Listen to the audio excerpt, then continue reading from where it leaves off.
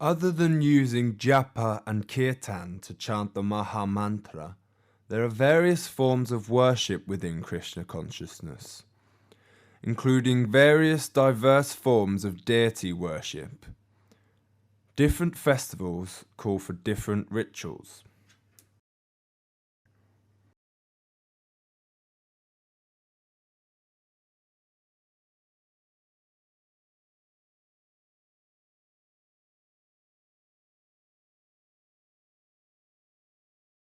Now, the Lord is very kind that we're developing and reawakening our love for Him.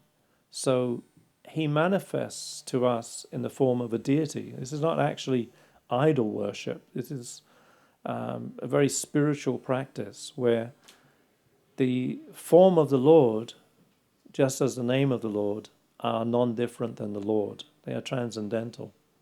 Our form is temporary, but the Lord's form is not. So we have the transcendental form of the Lord, which is described in the scriptures, and that form can be worshipped. You can actually worship that form by making it out of clay and sticks or brass, or you can also worship the same form by seeing this form within your mind, and you can worship the Lord in that way. And the Lord reciprocates in this way for us. We can't see Him, but in this lifetime we can see Him, we can worship Him, we can dress Him, we can offer food to Him, we can bathe Him, and we can interact with Him in that way. And this is a very, very spiritual practice. It is, if you do it, you'll see that you'll see the Lord before you manifesting Himself to you. If you remember, Yayatamam Prapachante, as they surrender unto me, I reward them accordingly. Deity worship, part of that, the most important thing really is cleanliness is next to godliness. For it to be very clean, we wear a clean set of clothing. We don't go to the bathroom with that clothing. We don't put our fingers to our mouth. The mouth is not considered clean. And there's a certain standard that one can come to. Part of that process is it is possible to call all the sacred rivers, the Ganges, Yamuna, Narmandi, the Sindhu, Kaveri, Jalimin, the Sindhu. There's 9 sacred rivers that one can call by mantra. That was one process I was doing. We have a cup, and we were calling the mantras into that cup, calling the sacred rivers into that cup by using the mantra. And then we use the sacred rivers for the process of worshipping the Lord. Atma Atma has agreed to show us the calling of the ancient rivers ritual, as well as his daily worship ritual and offerings to Lord Krishna. The various different things that he is doing are all in offering to Lord Krishna, showing his obeisances to him.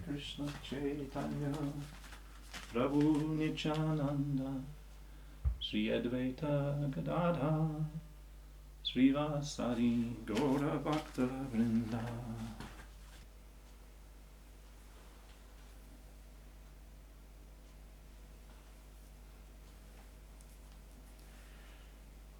Ganges cha Yamuna chaiva Godavari Saraswati Namindi Sindhu Kaveri Jalimin Sanidim Kuru.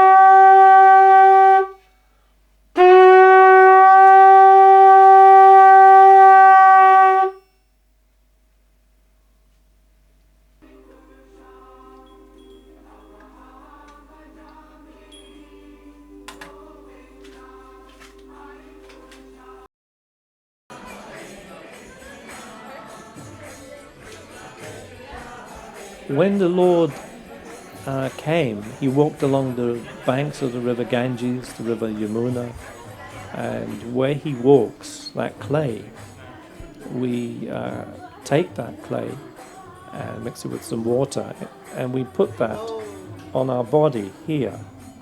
So this is we have this symbol here. In fact, we put it in various parts of our body, here, here, on the back and the front, because the body is a temple. It's not that we're just not this body. The body is actually a temple of the Lord.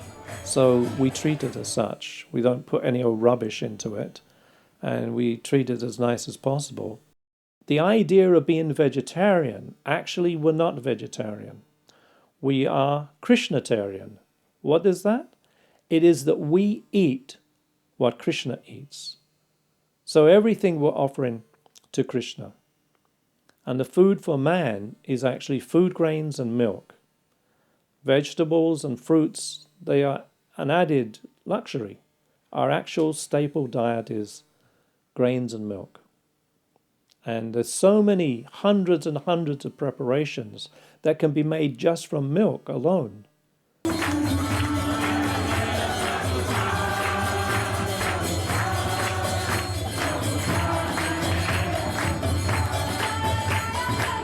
So we have had an insight into the varying forms of worship within Krishna consciousness, but what can we really learn from the Bhagavad Gita? I asked Atma Atmadas to explain further some of the key teachings found within Bhagavad Gita.